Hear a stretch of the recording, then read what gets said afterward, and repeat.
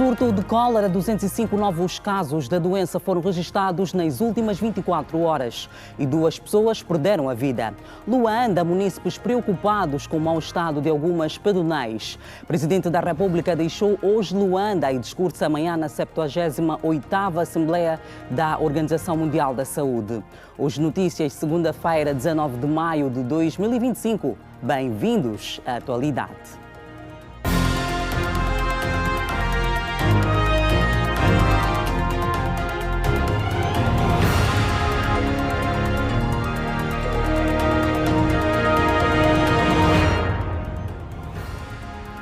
Boa tarde. 205 novos casos de cólera foram registrados nas últimas 24 horas e 2 mortes ocorreram no mesmo período, segundo o Ministério da Saúde. O total de pessoas que perderam a vida desde o início do surto em janeiro é de 630. Já o total cumulativo de casos chegou aos 21.084. Nas últimas 24 horas receberam alta 255 pessoas, outras 475 continuam internadas. Para os elevados números de casos de cólera.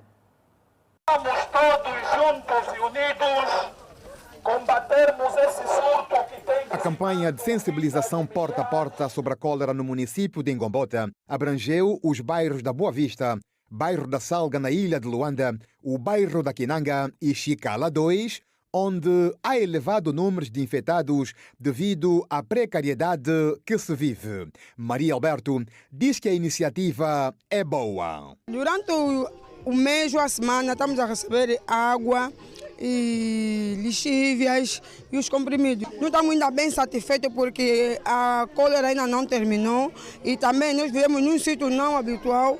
Por quê? Por causa das valas. Temos essa vala e temos a vala a seguir, que esse todo o cheiro, nós olhamos aqui, esse todo o cheiro que estamos a passar aqui no nosso bairro.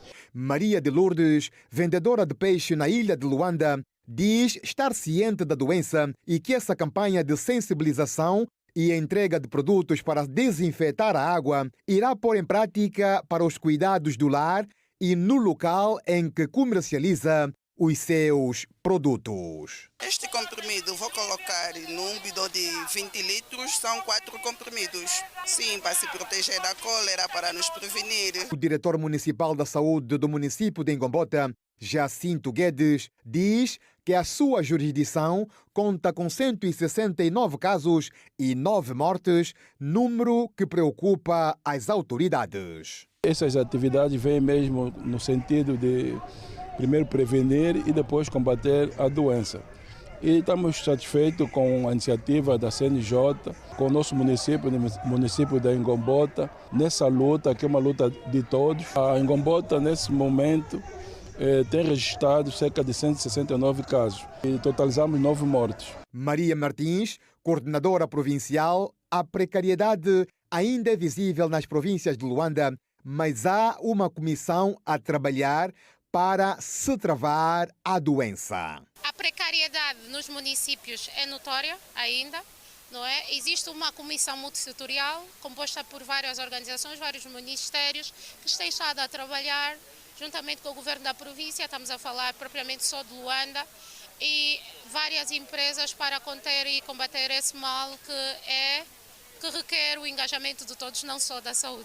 7 de janeiro de 2025 é a data que teve início do surto da cólera em Luanda e o Conselho Provincial da Juventude, no âmbito da sua ação social, mobilizou jovens para a campanha. Desde a data em que os números de surto de cólera e de morte têm estado a registrar-se na província de Luanda, preocupou a direção central do Conselho Nacional de Juventude, onde nos foi orientado em que devemos desenvolver essas ações a nível dos municípios, falo propriamente dos 16 municípios existentes na província de Luanda e 13 comunas, bate-porta, com distribuição de hipoclorido, certezas para a desinfestação da água, lixívia e outros meios para a desinfestação das mãos, para o lavar dos alimentos que são confeccionados, não é? Acreditamos que é deste modo que todos, imbuídos num único espírito, de patriotismo, de unidade nacional e de solidariedade, em que tivemos o privilégio de juntar mais de 200 jovens. Foi reaberto o Banco de Urgência de Medicina do Hospital Geral do Huambo, paralisado há mais de 6 meses para sua reestruturação e requalificação. O Banco de Urgência conta agora com melhores condições de atendimento. Vamos ouvir as reações dos utentes e as novidades com o Fidel Custódio. Fidel, boa tarde. Viva! As melhores saudações. Nos encontramos no Banco de Urgência Medicina da maior unidade sanitária da província do Huambo, que foi reaberta na semana passada pelo governador da província do Huambo, engenheiro Pereira Alfredo, e agora colocada à disposição da comunidade. Para o efeito, cá estamos então para constatar o nível de funcionamento, o atendimento aos utentes, e é com eles que vamos à conversa neste apontamento em direto para sabermos então destas condições criadas. Muito boa tarde, já.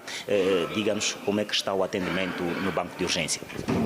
Boa tarde, sim. O atendimento aqui dentro do Hospital Central, o atendimento está muito bom, porque antes era muito pouco complicado a mudança do Banco de Urgência. Agora, já que entregaram de novo aqui o Banco de Urgência, eu vejo que o atendimento está a ser muito legal, na minha parte. Obrigado. Vamos à conversa com mais um cidadão que também se dirigiu a esta unidade sanitária nesta segunda-feira. Boa tarde. O nome? Jaime Gomes é meu nome. Senhor Jaime, o que dizer das condições que tem agora o Banco de Urgência? De princípio, acabei de chegar hoje aqui. Eu vejo que o hospital está diferente, está de uma maneira possível, e trouxe aqui a minha esposa, já está a ser atendida, e estou aqui à espera para ver o resultado final. O atendimento, como é que foi? Foi bom, foi positivo. Gostaria que as coisas continuassem assim, para não ser hoje, e tem que ser da mesma maneira como eu atendo a minha esposa, que continue, que as pessoas todas ficam satisfeitas.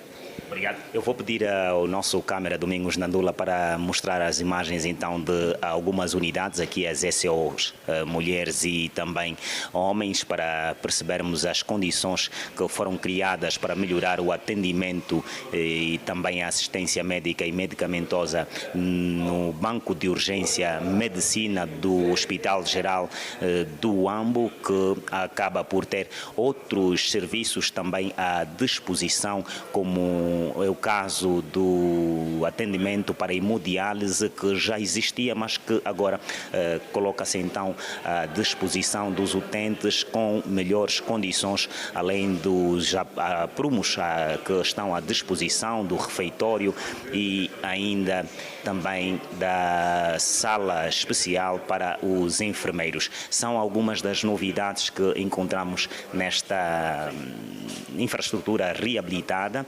o Banco de Urgência Medicina, que agora então passa a estar à disposição dos utentes. Este é o apontamento que trazemos nesta tarde de segunda-feira, com imagens de Domingos Ndandula e Fidel Custódio, a partir do Huambo. Saudações, Fidel Custódio. E acontece no município da Samba a campanha de doação de leite materno, uma iniciativa do Banco de Leite Humano, sediado na maternidade Lucrécia Paim. A Susana Ângelo está no local a acompanhar esta campanha. Susana, boa tarde. São muitas as mulheres que atenderam ao chamado para esta campanha? Boa tarde. São muitas as mulheres que decidiram abraçar esta causa humana que salva a vida e também garante um crescimento saudável a muitas crianças, pois o leite materno é o primeiro e o principal alimento de um recém-nascido. Por isso é que a recomendação é que os a passar por este momento no processo de ordenha, que é a retirada do leite, um leite que vai servir para os bebês que nascerem nesta unidade hospitalar, prematuros, aqueles bebês que também nascem com alguma complicação e cujas mães estão incapacitadas de os amamentar, vão certamente ser beneficiadas com este leite que está a ser recolhido aqui no Centro de Saúde da Samba. Importante também fazer referência que o Banco de Leite Humano, sediado na maternidade Lucrécia Paim, tem estado a levar os centros de recolha um pouco por todos os municípios da província de Luanda, em março esteve no município do Kazenga e agora aqui no município da Samba. Vamos conversar com a chefe do Banco de Leite Humano, Elisa Gaspar, depois do Kazenga. Estão aqui na Samba para também falar da importância deste alimento para os bebês. Sim, é uma forma de nós divulgarmos cada vez mais sobre aleitamento materno e sobre a doação do leite, porque ainda nem todo mundo sabe, porque os únicos meios de comunicação que às vezes passam quando há efemérides são vocês, as cadeias televisivas, a rádio, o jornal. Então é necessário irmos para os municípios para podermos fazer perceber às famílias que é muito importante o leite materno e que devem dar de mamar às suas crianças exclusivamente até os 6 meses. Hoje aqui na Samba estamos muito felizes porque a Samba mobilizou muitas mulheres e acredito que até o final do dia teremos bastantes litros de leite para o Banco de Leite fazer o processamento, o controle de qualidade e podemos oferecer a outras crianças que necessitam desse precioso líquido. Para este outro processo que acabou de fazer a referência, é importante que o próprio leite seja armazenado conforme estão criadas as condições aqui nesta unidade hospitalar. Qual é a preocupação? Esta unidade hospitalar ainda não tem condições para para guardar este leite. Então nós vamos levar para o Banco de Leite, vamos fazer o processamento e se a unidade precisar desse leite, nós vamos devolver. Portanto, temos os contactos, temos um carro, se a Samba precisar de algum leite, vai pedir e nós vamos devolver a Samba. Muito obrigada. Elisa Gaspar é chefe do Banco de Leite Humano, sediado na maternidade Lucrécia Paim, uma das maiores maternidades do nosso país. Nós vamos também conversar com Assis Mateus, administradora adjunto para a área política e social do município da Samba. Como é que olha para esta iniciativa que visa, de resto, garantir um crescimento saudável às crianças que aqui nasceram? É de louvar esta iniciativa do Banco Alimentar. Nós, o município da Samba, decidimos abraçar da melhor forma. Conseguimos ter nessa sala mais de 50 mulheres e doadoras de sangue e decidimos também replicar este processo de forma de 5 em 5 dias o banco de dados vir até a Samba para que nós possamos entregar o produto para levar então ao Banco Alimentar. Foram apresentadas também algumas preocupações? Foram sim.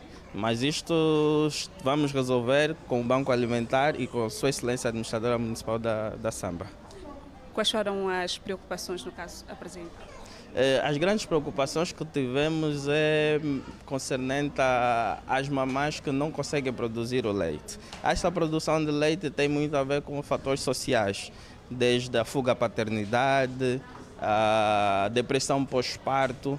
Nós, a nível da Samba, e com a direção municipal e a direção provincial, vamos então trabalhar na melhor forma de resolvermos esses casos. Muito obrigada. Assis Mateus, administradora adjunto para a área política e social do município da Samba, garantindo aqui o compromisso de ajudar também as mulheres que passam por esta unidade e têm algumas necessidades. Este é um assunto que nós vamos trazer ao detalhe nos próximos serviços de informação da rede Girassol. A partir do Centro de Saúde da Samba, Josemar Manuel Susana Ângelo, boa tarde. Boa tarde, Susana Ângelo, e obrigada por estas informações. Avançamos para outros assuntos. O Instituto Nacional de Estatística vai começar a divulgar os dados preliminares do Censo Geral da População a partir do mês de setembro. Quanto aos pagamentos dos subsídios das empresas e agentes que prestaram serviço durante o processo censitário, o INER reconhece que tem uma dívida de 8 mil milhões de kwanzas por pagar. O Censo Geral da População e Habitação 2024 aconteceu entre setembro e novembro. Nesta altura, decorre a fase de processamento e emparelhamento dos dados recolhidos, sendo que para setembro deste ano está prevista a divulgação dos dados preliminares do processo, conforme assegurou o diretor-geral do Instituto Nacional de Estatística, Joel Futi. Portanto, nós tivemos cerca de 160 mil agentes que estavam envolvidos no censo e muitas empresas também foram prestadores de serviço, nomeadamente o catering, o fornecimento de brindes, das viaturas, dos tablets. Tanto É uma máquina muito pesada. Neste momento estamos a fazer a limpeza da base de dados do censo e depois vamos fazer o emparelhamento das duas bases que nós temos agora, que é o censo geral e o inquérito de cobertura. A nossa previsão para o início da divulgação dos resultados preliminares está para setembro do ano em curso. Em relação ao pagamento dos subsídios, Joel Futi, que falava recentemente à imprensa em Luanda, no fim da cerimônia de lançamento do inquérito de indicadores múltiplos e de saúde, assegurou que todos os agentes de campo já foram pagos, mas admite haver alguns casos de reclamações, sobretudo em Luanda. No mês de março fizemos uma operação que limpou toda a dívida que nós tínhamos com os agentes recenseadores, tanto em todo o país, em todo o território nacional. Foi uma operação que custou aos cofres do Estado cerca de 4 mil milhões de kwanza. Nós, nesse momento, não temos de forma assim efetiva dívidas com os nossos agentes recenseadores. O que há são questões de reclamação, tanto questões pontuais. E as questões que têm a ver com a reclamação afetam, sobretudo, a cidade de Luanda, ou a província de Luanda. Quanto às empresas, o responsável do INE revelou que a dívida vai ao dobro do que tinham com os agentes de campo. São 8 mil milhões de kwanzas por se pagar. Nós ainda não temos disponibilidade financeira em função dos valores que nós estamos a dever, que é o dobro daquilo que nós tínhamos em dívida com os agentes recenseadores, mas a mensagem são cerca de 8 mil milhões de kwanza, mas nós temos estado a dizer às empresas para estarem tranquilas, nós temos consciência das nossas dívidas, das nossas responsabilidades, estamos a trabalhar com o Ministério das Finanças, que é o gestor do Tesouro Nacional, para ver se ainda no decurso deste ano façamos esses pagamentos. O estudo visou recolher dados socioeconômicos sobre a população do país, sendo que as informações servirão para a formação de uma base de dados que vai facilitar ao planeamento, gestão e tomada de decisões políticas. O mau estado em que se encontram algumas pedonais em Luanda preocupa os munícipes. O exemplo concreto é o da pedonal da estalagem no município de Viana, onde os degraus e a rampa já ruíram, o que representa perigo para os pedestres. O Mandela Silva está no local e conta mais sobre o problema agora em direto. Mandela, boa tarde.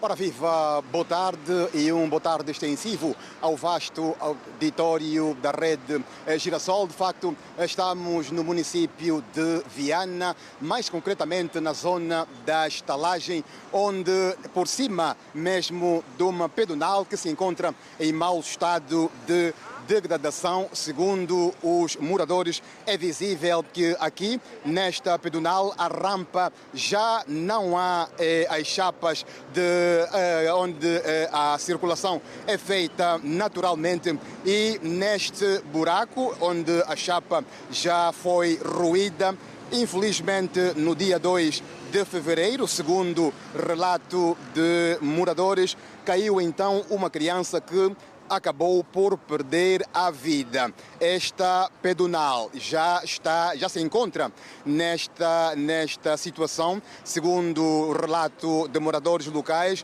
há mais de 5 anos que ela já vai se degradando, que infelizmente o governo provincial não faz ou não fez ainda então a devida requalificação ou então a manutenção. Especificamente, há outro problema também que aflige aqui os moradores, são as vendedoras de produtos que preferem vender então por cima da pedonal, alegando mesmo que vendendo aqui por cima, lógico, a rentabilidade diária é bem melhor, tendo em conta mesmo o fluxo de pessoas que aqui circulam todos os dias. Dizer também que a outra situação que vai afligindo os moradores ou os vendedores neste local é a falta de latrinas ou banheiros públicos onde os feirantes ou as vendedoras poderiam então assim fazer as suas necessidades vitais. Esta pedonal, como disse, foi posta aqui neste local, segundo moradores, há mais de 15 anos e infelizmente ainda não foi feita a requalificação e moradores clamam por ajuda e clamam mesmo para ver se o governo da província consiga fazer alguma coisa para que essa situação seja então resolvida. Neste local onde há os degraus, os transeuntes fazem a circulação de forma muito arriscada, como é visível este jovem que vai subindo por este local. É também visível um buraco muito fundo que vai amedrontando aqui os transeuntes ou pedestres que circulam nesta pedonal aqui no município de Viana, mais concretamente na zona da estalagem. Nós vamos então tentar aqui falar com algum transeunte, algum pedestre que infelizmente não quer falar com a nossa televisão Girassol, mas é para dizer então que esta pedonal encontra-se em mau estado de conservação aqui neste local dos degraus. A situação é ainda mais crítica, muito mais crítica, e as pessoas então lá embaixo ficam à vontade para que essa situação então seja resolvida. Mas nós vamos então falar aqui com um jovem que é morador da zona. Muito boa tarde, como é que se chama? Boa tarde, sim, chamo-se o Dia Messias, Francisco João Teca, vivo aqui no quilômetro 12, aqui é Estalagem. Estamos aqui com essa pedonal que está mesmo mal, já se decorremos até nas administrações para poder saber da situação, porque aqui está se contar muitas vítimas na pedonal, não só essas, e as outras demais também que está aqui a direção à estrada principal, que nós aqui estamos a passar mal, já decorremos, vai o lixo a partir da pedonal, não sabemos o que nós temos que fazer durante os dias até agora. Qual é o apelo que deixa? Deixo o apelo para a sociedade para ter mais cuidado aqui durante a pedonal, ou limitar a passagem dessa pedonal e ir na outra que tem mais em condições para poder parar de ter vítima aqui durante a estrada. Muito obrigado, Elias, pela sua explanação. No momento, esta é então o apontamento que podemos fazer desta pedonal aqui na estalagem, mais concretamente no município de Viana, uma pedonal que se encontra em mau estado de conservação. Para mais informações... Boa tarde, Mandela Silva, que está então a fazer uma ronda para verificar o estado das pedonais um pouco pela cidade de Luanda. E voltamos a falar de saúde, desta vez da Semana Sem Tabaco. O Instituto Nacional de Luta Antidrogas, em parceria com o Programa Provincial de Saúde Escolar, realizam várias atividades de sensibilização nas escolas. E para falar sobre o assunto está comigo Nazaré Batista, é a coordenadora provincial do Programa Saúde Escolar e chefe da Unidade de Intervenção Local do INALUD em Luanda. Boa tarde e bem-vinda a Hoje Notícias.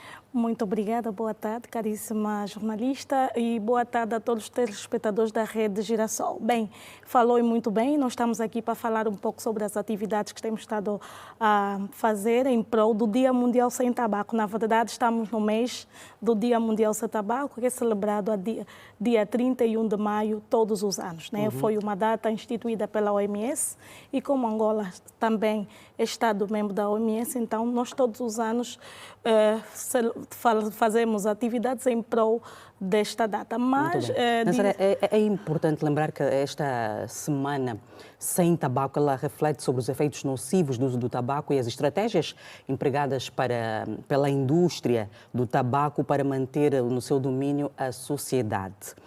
Daquilo que é o trabalho que vocês têm feito, como é que estamos em termos do consumo do tabaco? Bem, é assim, nós normalmente, eu queria só retificar, não é semana, é o mês todo. O mês todo. Nós trabalhamos em prol da data. A data é celebrada no dia 31, que é o Dia Mundial Sem Tabaco. A reflexão então, é todo mês de maio. Todo mês de maio. Então, nós fizemos atividade normalmente na comunidade e nas escolas.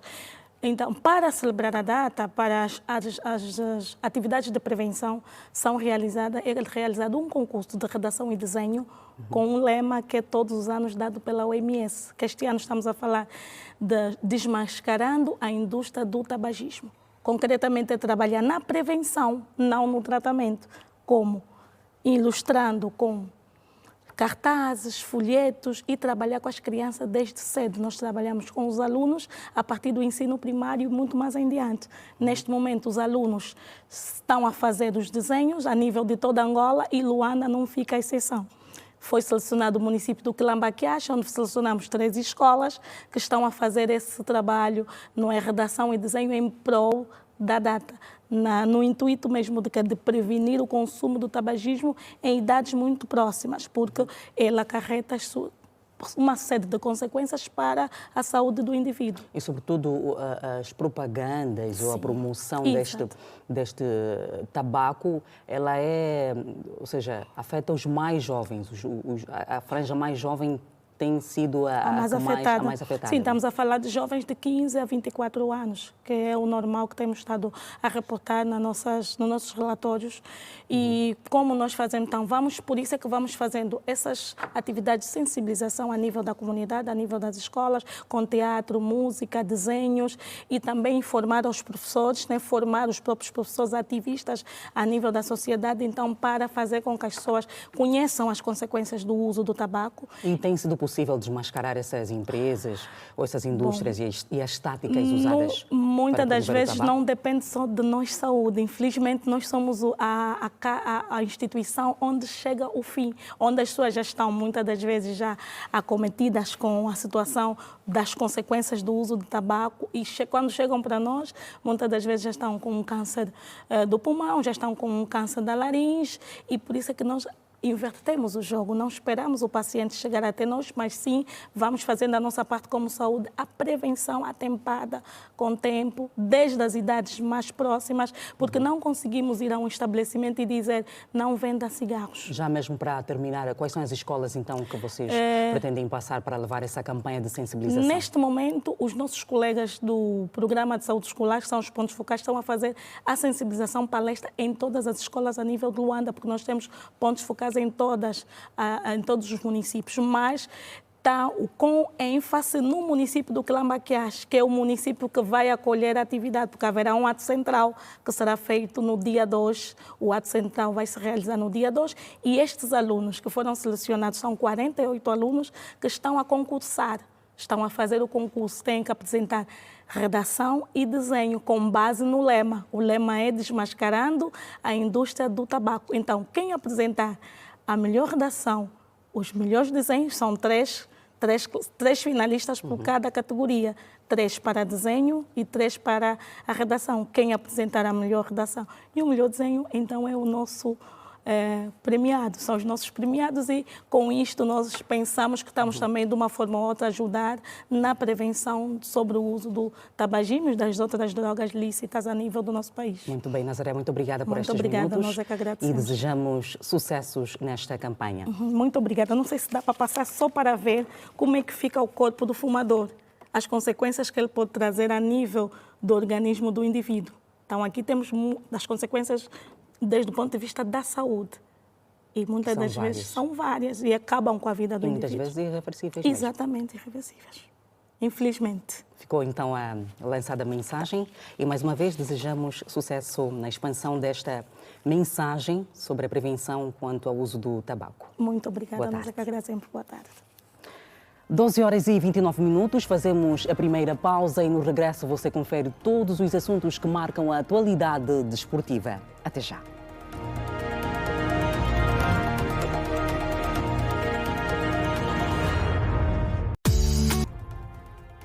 Estamos de volta. O Presidente da República e da União Africana, João Lourenço, deixou hoje o país com destino à cidade de Genebra, na Suíça, onde discursará amanhã na 78ª Assembleia da Organização Mundial da Saúde.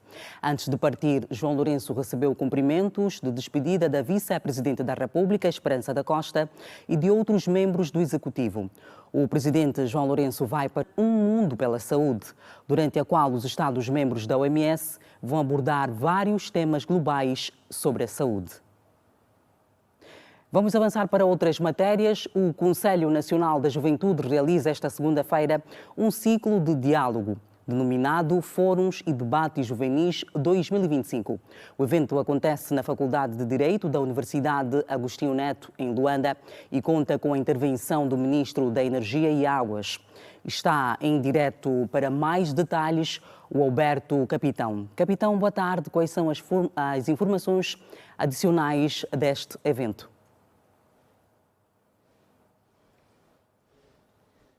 Ora, boa tarde, Manuela Costa, boa tarde a quem nos acompanha. Está a caminhar para os últimos momentos este fórum que analisa hoje o Programa Nacional de Distribuição Elétrica, um programa que tem como objetivo levar a energia elétrica a mais famílias. De acordo com os números do Ministério da Energia e Águas, por esta altura, cerca de 44% da população é que tem acesso à energia elétrica. Aqui, números que podem rondar os cerca de 16 milhões de angolanos que já têm a energia elétrica nas suas residências, de acordo com as palavras do Ministro da Energia e Águas, João Batista Borges. Estes números são mais evidentes na zona urbana, já que a zona rural ainda enfrenta muitas dificuldades. Vamos ouvir extratos da comunicação que foi feita pelo Ministro da Energia e Águas, João Batista Borges, na abertura deste fórum. Mas, acima de tudo, temos um povo resiliente e uma juventude com sede de progresso. Contudo, enfrentamos um paradoxo. Num país rico em fontes energéticas, milhões ainda vivem às escuras. Nós hoje estimamos que apenas 44% da população, ou seja, menos de 16 milhões de pessoas, têm acesso à eletricidade pública, o sistema público de distribuição de eletricidade. Portanto, a maioria da população ainda não tem acesso à eletricidade. Enfrentamos, pois, enormes desafios na distribuição equitativa e eficiente da energia para todos os angolanos. Falamos nos angolanos que vivem nas cidades, à volta das cidades e nas zonas rurais, onde a pobreza energética é maior. A realidade mostra-nos que grande parte da nossa população, sobretudo nas zonas rurais, ainda vive sem acesso à eletricidade. Esse número ronda os 70%, ou seja, apenas 70% têm acesso à eletricidade. E essa disparidade acentua as desigualdades sociais e limita as oportunidades de crescimento econômico fora dos grandes centros. Essa escassez energética bloqueia o crescimento, agrava desigualdades e limita a transformação econômica. Onde não há energia, falta produção, saúde, educação e esperança. E falta também emprego. Aqui extratos da comunicação do Ministro da Energia e Águas, João Batista Borges, na abertura deste fórum que analisa o processo de eletrificação nacional, é promovido pelo Conselho Nacional da Juventude, CNJ, que juntou aqui na Faculdade de Direito da Universidade Agostinho Neto estudantes e também engenheiros do setor da energia para analisarem este processo de eletrificação nacional. De acordo com o Ministério da Energia e Águas, o objetivo é que até 2027 50% da população angolana tem acesso à energia elétrica. Para tal, estão a ser desenvolvidos vários projetos, desde a construção de barragens que têm já uma visão de energias limpas, no caso de Lauca, mas também estão a ser reabilitados alguns projetos, algumas infraestruturas deste setor da energia e águas, como fez saber aqui o Ministro. Por esta altura está a falar José Severino, presidente da Associação dos Industriais de Angola, que olha para a eletrificação e o seu impacto nas micro e macro empresas. Tema que vamos com certeza levar mais desenvolvimentos nos próximos espaços de informação da Rede Girassol. Cumprimentos de Miguel Suame e do Alberto Capitão. Boa tarde. Boa tarde, Alberto, o capitão, e obrigada por estas informações. Vamos seguir para a página desportiva. O Petro de Luanda conquistou mais uma edição do Girabola após vencer o Sagrada Esperança por 1-0 em casa dos Diamantíferos. Depois de adiar, foi em casa do adversário que finalmente a turma do Catetão festejou o tetra. Foi na Luanda Norte, em casa do Sagrada Esperança, após vencer o combinado diamantífero por 1-0. Durante a primeira parte, o clube mais ofensivo foi o Petro de Luanda, que não queria saber se está a jogar fora. Estava somente de olhos na conquista do cobiçado troféu. Ao intervalo, o placar permaneceu nulo. Já na segunda parte, funcionou o ora atacas tu, ora ataco eu. Todavia, ainda assim, o combinado do Catetão era o que mais procurava. Quando tudo parecia que teria terminado empatado, nos 90 minutos o placar mudou. Lance de bola parada que parece que estava guardado no ninho. Sabe por quê? Cruzamento para a grande área, para Vidinho, que assistiu Julinho e permitiu a grande festa tricolor. 1-0, placar final. Com este resultado, o Petro de Luanda conquista o 4º título consecutivo e o 19º na sua galeria, liderando a lista de campeões do Girabola. É momento de dizer que... Na hora da verdade, ninguém segurou Petro, com toda a sinceridade. Ninguém segurou Petro. E no estádio Fransandal, o 1º de agosto empatou 100 golos diante do Ilhete de Benguela. A partida foi a contar para a ronda 29 do Girabola. A primeira parte foi repartida com as duas formações a tentarem criar situações que pudessem resultar em golo, com um sinal mais para os donos da casa. A verdade é que o nulo permaneceu até ao intervalo. A segunda parte começou com as duas equipas a cometerem muitas faltas no lance de bola parada. Os militares poderiam ter aberto o marcador, mas a bola beijou o poste. Na resposta, os visitantes obrigaram o guarda-redes Neblu a subir as escadas, este que ficou com a bola. No campo verde do Fransandalo, as duas formações deixaram os nervos subirem à flor da pele e o árbitro exibia a cartolina amarela. Contudo, a vitamina do jogo teimava em surgir. Ou melhor, o placar nem sequer mexeu ao cabo de 90 minutos jogado. Nas reações, os dois técnicos falaram sobre o jogo e as posições na tabela classificativa. Vamos parabenizar primeiramente os atletas pelo esforço, porque não é nada fácil jogar com esses miúdos. Primeira vez no Girabola, lutar até nessa altura alcançar o terceiro lugar não foi fácil, mas parabenizar os atletas, parabenizar a direção pelo apoio que deu, parabenizar mais o Prof. Calado pelo apoio que deu na equipa, a mim próprio. Eu penso que esse terceiro lugar para eles é para todos os adeptos. Eu pessoalmente não estou feliz, não estou satisfeito. Acho que podíamos ir até o fim. Não fomos por nossa culpa, não podemos culpar ninguém, por isso tem que se repensar tudo, para ver o que é que dá o futuro. Feitas as contas, o Ilhete mantém a segunda posição, agora com 60 pontos. Já o de Agosto acaba a jornada na terceira posição, com 54 pontos. Veja daqui a pouco Angola na rota do turismo. Costa Marítima e outras belezas naturais encantam visitantes. Para ver depois do intervalo, agora são 12h41.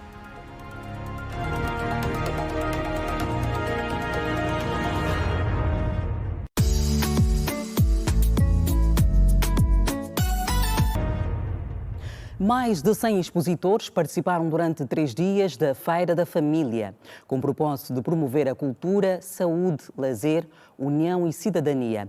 Entre outros, o evento é da iniciativa da Administração Municipal do Talatona. Sob o lema Investir nas famílias para garantir uma sociedade mais harmoniosa, o Largo 17 de Outubro acolheu de 16 a 18 de maio a Feira da Família, uma iniciativa da Administração Municipal do Talatona que promoveu cultura, saúde, lazer e educação para todos. Foram mais de 100 expositores que durante 3 dias participaram na feira. Do Mochico veio a expositora Princesa Mateus, que trouxe o mel para adoçar a vida dos populares e falou dos métodos para melhor conservação do produto. O mel não não se coloca na arca nem na geleira. O mel coloca-se no ar livre, né? E depois não se utiliza com uma colher metal. Utiliza-se com uma colher plástica para não perder aquelas propriedades do nosso mel. A administradora municipal do Teletona, Sandra Batalha, explicou o propósito do projeto e garantiu que é nesses eventos que se divulgam os problemas da população. Largo de 7 de outubro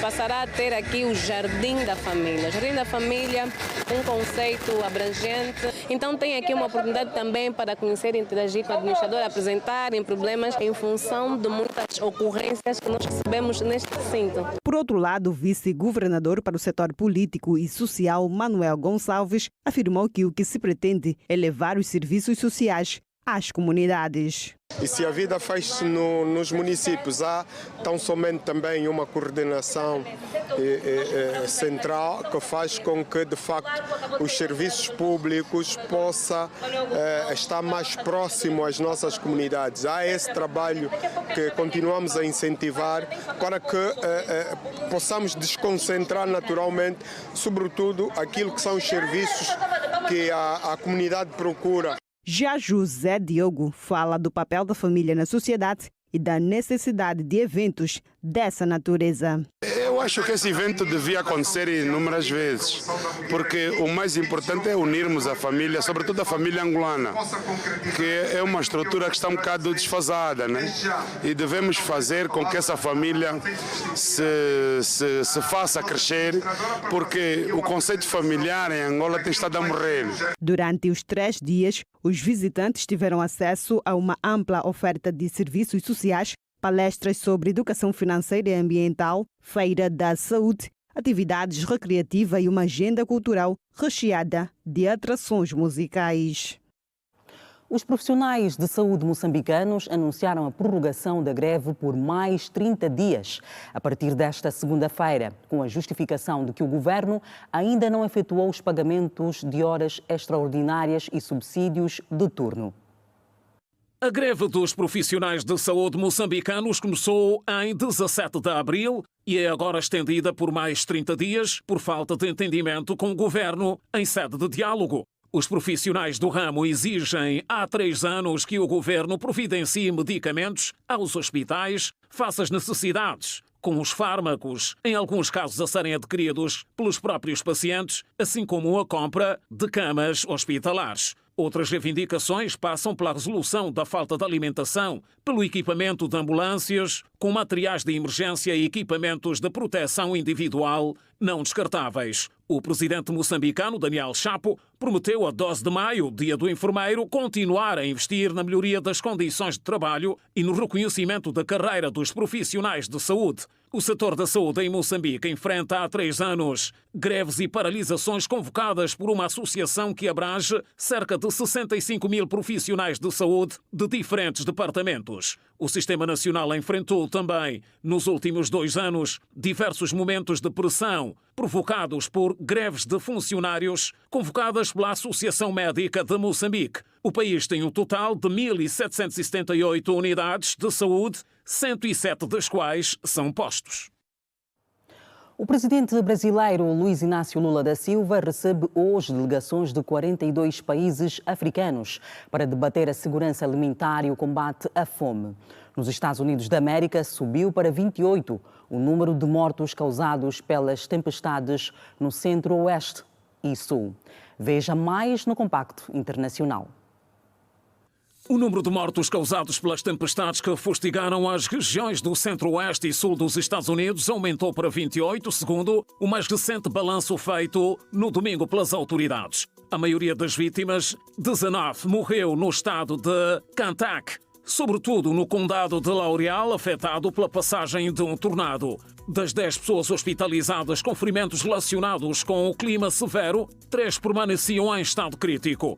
A avaliação de danos estava em curso ainda neste domingo, enquanto o Estado preparava um pedido de assistência federal para desastres. Pelo menos 22 pessoas morreram hoje em ataques israelitas na faixa de Gaza, sobretudo próximo de Khan Younis, quando a Turquia voltou a apelar à comunidade internacional que trava a grande ofensiva de Israel no enclave palestiniano. O exército de ocupação israelita realizou uma série de ataques aéreos violentos, particularmente em redor do hospital Nassé. Testemunhas contam que houve confrontos perto do centro hospitalar, cujo edifício acabou por sofrer muitos danos.